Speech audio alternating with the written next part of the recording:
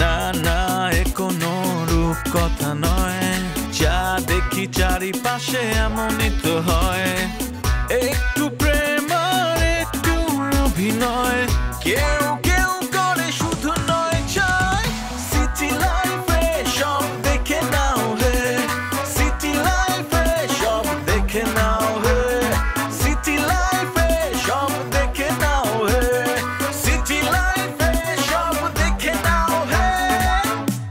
তোমারে এতবার আমি রিকোয়েস্ট করলাম যে তুমি ফয়সাল ভাইরে কইও না, তুমি ফয়সাল ভাইরে কই দিছো না? আরে দূর, আমি কারো কিছু কই নাই। না তুমি কইছো, তুমি যদি ফয়সাল ভাইরে না কইতা আম্মা তোমার এখন ফোন দিত না।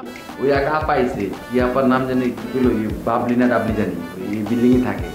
আপা সবার সাথে পরিচিত আছে। আচ্ছা, মুর্শিদ ভাইয়ের অনেক আগে ভিতরে খবর পাঠাইছি, একটু আসতে বললাম, অনেকক্ষণ যাবত বসে আছি। আমি এখনই ডেকে দিতেছি। আচ্ছা চাচা, একটা আপা আসছিল আমাদের সাথে দেখা করতে, সে কি চলে গেছে? আমি আইলাম ঢাকায়, সবার আগে তোরে কিন্তু ফোনটা দিলাম। কি লেগে কত? কারণ আমি তোর ভালোবাসি, তুই আমার বন্ধু, ঠিক আছে? বন্ধু, তুই আমার ভুল বুঝতেছস। আসলে আমি কষ্টের জায়গার থেকে ফোন দিই নাই। তুই ভুল বুঝিস না। তুই এক কাম কর, তুই আমার এনে চলে তোর লগে দেখা করি। আর আমি কি লেগে যাম? তুই আমার বাসায়? না রে, তোর বাসায় যাওয়া যাবো না। তোর বাসায় যদি আমি যাই, তাহলে ফয়সাল ভাইয়ের কারণে যদি এই কথাটা পোষায়, আমার ফয়সাল ভাই মানে বাইর করে দিব। মানে ঢাকা শহরে থাকা হইব না, আমার আবার গ্রামে চলে যেতে হবে। এক কাম কর, তুই আমার এনে নেওয়ার দরকার নেই, আমিও তোর এনে না যাই।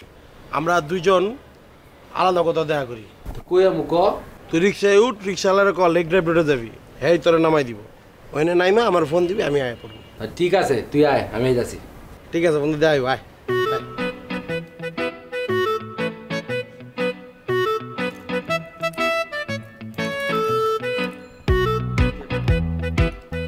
আম্মা, আম্মা আমার ক্যাপটা কো? লকেট কে ফোন দিছে? ফোন লাই তো বন্ধু কল দিছে। কোন বন্ধু আমার ক? আরে ভার্সিটির একটা বন্ধু। তুমি এত কিছু মানে তোমার আমি খাওয়াইছি না, তুমি এত প্রশ্ন করতেছো। ভার্সিটির সব বন্ধুরা আমি চিনি, তোর নাম ক? লকেট, তুই কিন্তু আমার আবার মিথ্যা কথা কইতেছস। তুই যদি মিথ্যা কথা কস তাহলে কিন্তু আমি সব বাই করে দিব মুখে।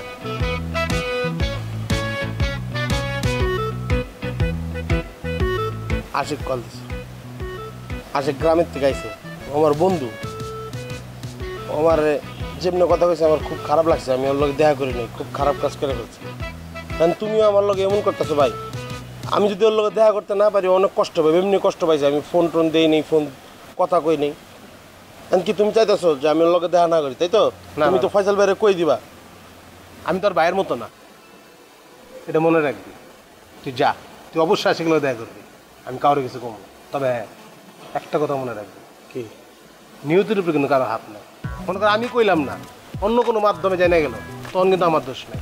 বাইরে কেউ জানবো না তুমি না করো। তুমি তোমার মুখটা বন্ধ করো, তাইলে আও পাশে যাই। তুই কিন্তু আমার কলি না, কয়বার নিয়ে এসেছিস বাসায়? খালি বাসায়। আপা, আর কোনো টেনশনের কারণ নাই। আমি গিয়া আবার তাদের নতুন করে সব নিয়ম কানুন বলে আসছি, বুঝতে পারছেন? তারা আর ভুল করবে না। আসলে আপা হয়েছে কি, সব গ্রাম থেকে আসছে তো, সব শহরের মানুষ। ওই যে ফ্যামিলি ফটো লাগাতে গিয়ে প্যারেকটা কাটতে গেছে। কোনো সমস্যা নেই, আমি ইলেকট্রিক মিস্ত্রি বলে দিচ্ছি, ড্রিল মেশিন নিয়ে এসে ওটা ছিদ্র করে দেবেন, তারপর ছবিটা লাগাবো, ঠিক আছে? আর নাজমুল ভাই, এই বিষয় নিয়ে মানে এই ভাড়াটার বিষয় নিয়ে আপা আপনার সাথে আর কোনো রাগারাগি করবে না। আসলে বাবলি, তুমি তো আমাদের ফ্যামিলি মেম্বারের মতনই, তাই না? তো আমি আসলে তোমার সাথে কখনো রাগারাগি করতে চাই না। আজকে যখন ওরা দেয়ালে পেরেক গাড়তেছিল না, সেইটার যে আওয়াজ, সে আওয়াজে আমার মনে হলো যে ওরা দেয়ালে মারছে না, আমার বুকের মধ্যে পেরেক মারছে। বুঝতে পারছি আপা, বুঝতে পারছি। আব্বা কত যত্ন করে বাড়িটা বানাইছে, আর আমি এখন তার দেখাশোনা করি আর কি। প্রত্যেকটা জায়গায় আমি সব সময় নজর রাখি কে কখন কোন জায়গাটা নষ্ট করছে। এই জন্যই আসলে তোমাকে এরকম রাগারাগি করে কথাটা বলছো, তুমি কিছু মনে করো না। আর কি করলেন আপা, আপনি তো আমার গার্জিয়ান। আপনি আবার মানে কি কম আপা, ছোটরা অন্যায় করলে বড়রা শাসন করে না, বকা দেয় না, সেইটাই আমি মাথা ব্যথা নিয়েছি। কোনো ব্যাপার না আপা, আমি কোনো রাগই করিনি আপা। জি, এই জন্যই তোমাকে আমার এত পছন্দ। জি, তোমাকে আমি খুবই স্নেহ করি। তুমি তো আমার অনেক উপকার করলা, এখন আরেকটা উপকার করো। এখন বলেন না এক্ষুনি করে দিতেছি তুলির সাথে। আরে নাবিলা, কি সমস্যা? নাবিলা বিয়ে করতে মানে নিজে বিয়ে করতে রাজিই হচ্ছে। ওরে ডাকেন, আমি এক্ষুনি রাজি করে দিতেছি, কথা বললাম। তোমার ওকে রাজি করাতে হবে, তুমি শুধু একটা ভালো পাত্র ওর জন্য আমাকে খুঁজে দাও। আমি সবাইকে বলছি, আত্মীয় স্বজন বন্ধু বান্ধব, শুধু তোমাকেই বলা বাকি। এটা কোনো ব্যাপার আপা? আপা আপনার কেমন পাত্র চাই আমার খালি একবার বলেন। Airport officer, mobile officer, bank officer, খালি বলবেন সব হাজির হয়ে যাবে মিনিটের মধ্যে। না ঠিক আছে, তুমি শুধু আমাদের ফ্যামিলির স্ট্যাটাসের সাথে মেলে মানে শিক্ষিত ভালো বংশের একটা পাত্র। কোনো ব্যাপার না, আপনি নাবিলার বায়োডাটাটা আর একটা পাসপোর্ট সাইজের ছবি আমাকে দিয়ে দেন, ইউতে রেডি হয়ে যাবে পাত্র। আপা আমি একটা কথা বলতে চাইছিলাম অনেকদিন ধরে, সাহস পেতেছেন, আপনি যদি সাহস দেন আমি নির্ভয়ে বলতে পারি। না না বলো, নির্ভয় বলো। নাজমুল ভাই। নাজমুল? আরে নাজমুল, তোর আবার কি সমস্যা? এইভাবে আমার তো কোনো সমস্যাই নেই। ভাবি বেচারির জন্য অনেক মায়া হয়, ওই যে রাস্তা দিয়ে একা একা হাঁটে, আবার সে করে আসে, পাশে ভাবি নাই তো, আমার দেখলে খুব কষ্ট লাগে। তো আপা আমি জানি আপনি গেলে বিষয়টা ক্লিয়ার হয়ে যাবে। আপনি যদি একবার বলেন না ভাবি চলে আসবে। কি নাজমুল ভাই আসবে না? নাজমুল, আমি তোর বড় বোন, তুই আমার আপন ছোট ভাই, আমরা একই বাড়িতে থাকি। তুই সরাসরি কথাটা আমাকে না বলে বাইরের একটা লোককে বলছিস আমাকে বলার জন্য, আমার কাছে সুপারিশ করার জন্য। তুই বোর সাথে যা যা করছিস এরপরে কি আমার কোনো মুখ আছে বোর সামনে গিয়ে দাঁড়ানো, তাকে রিকোয়েস্ট করে এই বাড়িতে আসার জন্য? হ্যাঁ এই বাপি গো, আমি কি আপনাকে কোনো কিছু বলছি?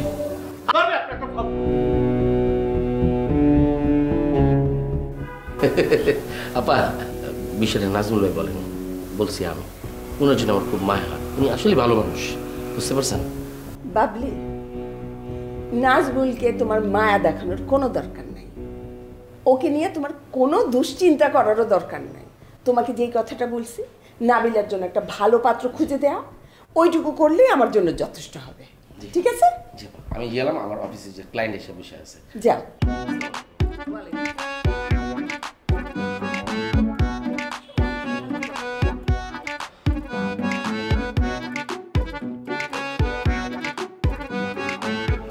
নাজমুল ভাই, নাজমুল ভাই আসলে আমি আমি আপনাকে অনেক বেশি পছন্দ করি, যার কারণে কথা বুঝে ফেলেছি, বুঝতে পারছেন? আচ্ছা আপনাকে কে বলছে আমার বড় বোনকে কথাগুলো বলার জন্য? আমি কি আপনাকে একবারে বলছি? কেন আমার বড় বোনের সাথে আপনি গন্ডগোল লাগা দিচ্ছেন? বলছি আপনাকে আমার ওয়াইফকে নিয়ে আসার জন্য আপনাকে কোনো পরামর্শ চাইছি? আপনাকে বলছি, বলি নেই। আপনার বড় বোনের কাছে কেন কথাটা বলতে গেলেন? আমি সরি ভাই, আমি ভুলে গেছি ভাই, আপনি মাফ করে দেন। সরি ভাই, সরি। তো কিসে সরি? আমি কোনো কিছু না বলা পর্যন্ত আপনার কোনোদিন কোনো কিছু বলবেন না। ওকে ভাই, আপনি যদি না বলেন তাই আমি আমার কারো বলবো না ভাই, ঠিক আছে? কিন্তু নাজমুল ভাই আমার মাথায় একটা নতুন প্ল্যান লাগবে। কি প্ল্যান? এই যে আপনাকে বাড়িতে সবসময় ভাড়াটিদের নিয়ে যে ঝামেলাটা হয়, কেন হয় জানেন? কেন? পুরান বাড়ি কেউ ভাড়া নিতে চায়, বেশি ভাড়া দিতে চায়। হ্যাঁ, আর আপনি তো জানেন যে আমার ডেভেলপার ব্যবসা আছে, আমার কাছে 4টা বড় বড় কোম্পানি আছে। আমি বইলা দিলে এই বাড়িটারে যে কি বানাই দিব, বাইঙ্গা ছিল নতুন বাড়ি বানাই দিব, একটা মডার্ন বাড়ি আইব, আপনার 1তলা থেকে 4তলা পর্যন্ত নেবেন, পরে একটা ডেভেলপার কোম্পানি লয়ে যাব। আর লিফট আমি বললে কালকে লিফট লাগাই দিতেছে। আপনি যে সিঁড়ি দিয়ে উঠেন আপনার কষ্ট হয় না? আমার ছোট ভাই আছে, আমি তারা বলে দিতেছি, সে কালকে আপনার লিফট লাগাই দিয়ে যেতেছে। কালকে কোথায় লিফট লাগাবে? ও বাড়ি তো রেডি হয়নি, বাড়ি রেডি হইলে মানে আমার ছোট ভাই আছে, ওর লিফটের ব্যবসা, কইলেই 2টা লিফট লাগাই দিব, যেটাতে মন চায় ওটা দিয়ে উঠবে না।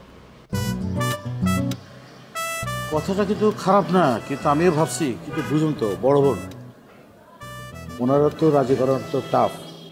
আরে নাজমুল ভাই, ওনারা রাজি করার দায়িত্ব আমার। আমি বললাম আবার রাজি হয়ে যাবে, ঠিক আছে? আপনি এটা নিয়ে কোনো চিন্তাই করেন না, আপনার কিছুই বলা লাগবে না। আমি আস্তে ধীরে সময় বুঝে আপনাকে রাজি করব। আবার যদি রাজি হয় আমি আপনাকে কল দেবো, আপনি চলে আসেন। ঠিক আছে নাজমুল ভাই, আমার অফিসে ক্লায়েন্ট বসে আছে, কার পাইপে নাকি পানি জমছে, পাইপ ফুটা হয়ে গেছে, এই জন্য এসে অফিসে চিলাচিলি করতেছে। প্রতিদিন এই ক্লায়েন্টের জ্বালায় না কোনো কিছু করতে পারতেছে না। যাক জি, সালাম আলাইকুম ভাই।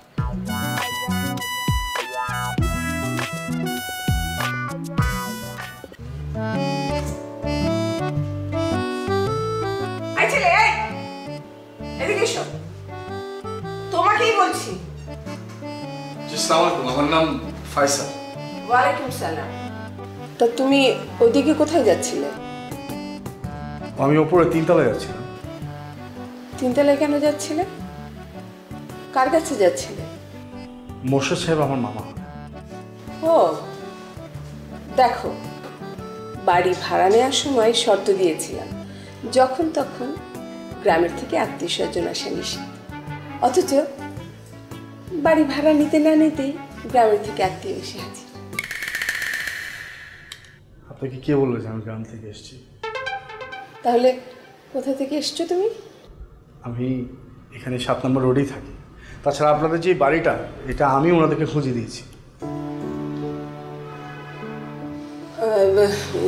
তো তুমি এখানেই থাকো? কি করো? আমি একটি বেসরকারি বিশ্ববিদ্যালয়ে শিক্ষকতা করছি। আমি একজন শিক্ষক। আচ্ছা ঠিক আছে, যাও। জি ধন্যবাদ।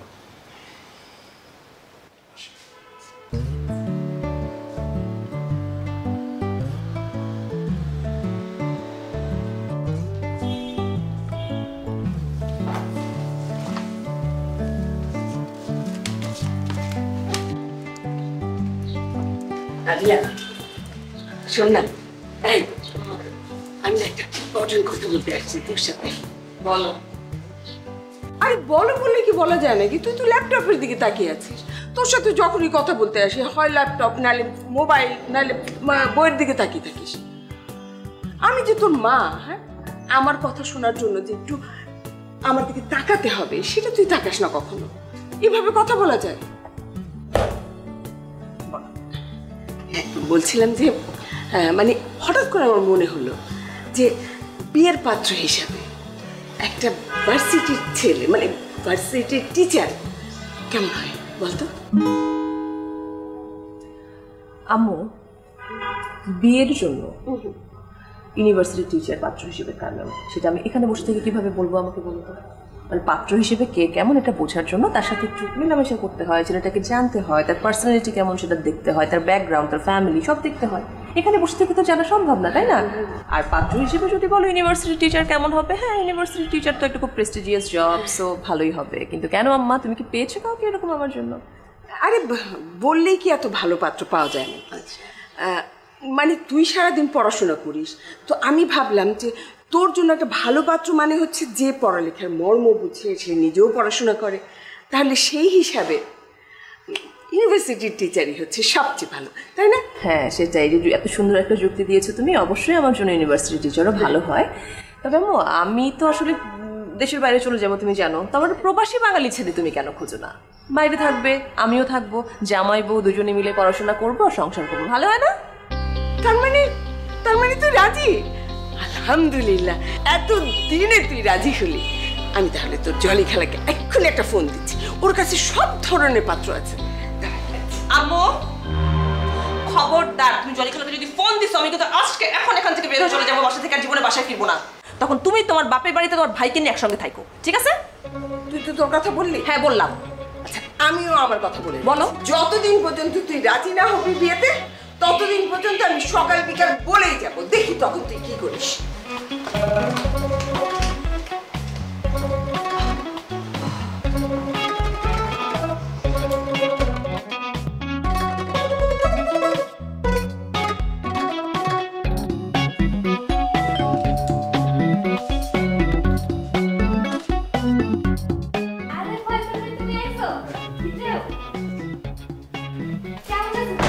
এই তো ভালো।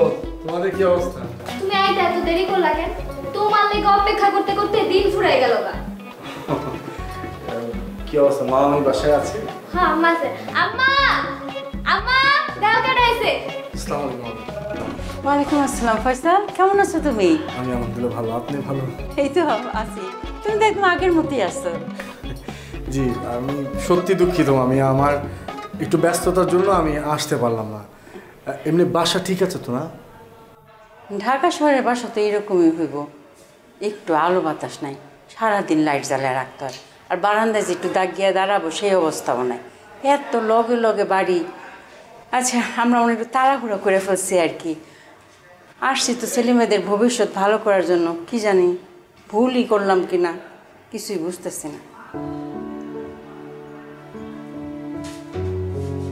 আসলে মামি ওই মামা আমাকে হুট করে বললো তো হাতে তো খুব একটা সময় ছিল না, ওই অল্প সময়ের ভিতরে যতটুকু পারা গেল আর কি এই বাসাটা খুঁজে পেলাম, তাই বললাম। আমার মনে হয় মামি আপনাদের এই বাসার আশেপাশের পরিবেশটা কিন্তু ভালো, কয়েকটা দিন থাকলে আপনাদের ভালো লাগবে। আচ্ছা বাবা, অনেক কষ্ট করছো তুমি। আর আমি ওই যে আপনাদের যে ফ্ল্যাটের কেনার ব্যাপারটা ওইটা নিয়েও কথা হচ্ছে। মামা কি আছে বাসায়?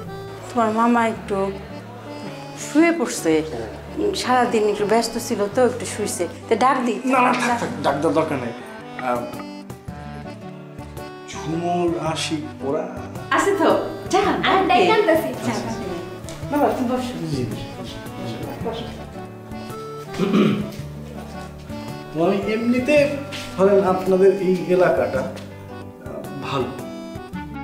ভাইয়া ভাইয়া ভাইয়া কি হয়েছে?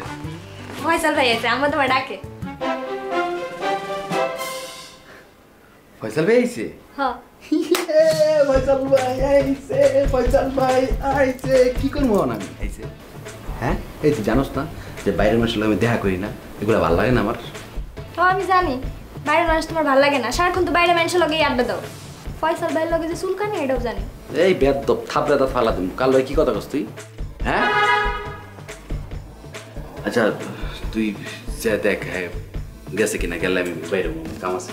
হ্যাঁ, এত তাড়াতাড়ি যাওয়ার লেগে তো আইসে আইসে আব্বার লগে কথা কইব, আমার লগে কথা কইব, তোমার লগে কথা কইব, ঝুমুর আপার লগে কথা কইব, এরপর আমার লগে কথা কইব। আর এতদিন পরে আইসে আম্মা কি না খাই যাইতে দিব? দুপুরে খাওয়ানো খাইব আম্মুর লগে। তাহলে ক আমারে গিয়া রাত্রে খাওয়াটা খাওয়ায়া আমার লগে ঘুম পাড়ে রাখতে। ঠিক আছে, যাই কইতেছি। আই হল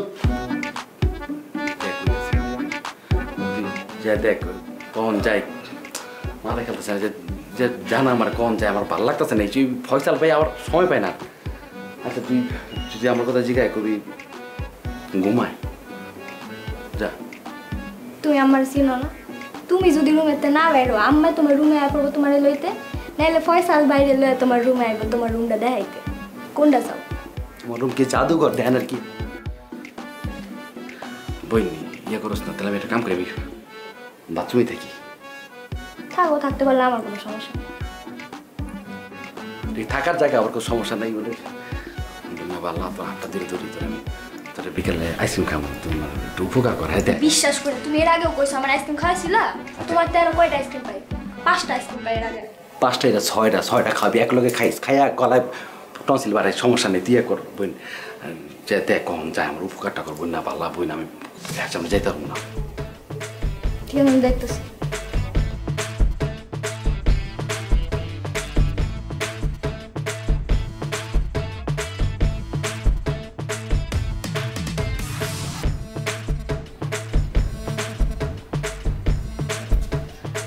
মা, ফয়সাল ভাই কই? চলে গেছে? হাত মুখ ধুতে পারো কেন? না, কিছু না।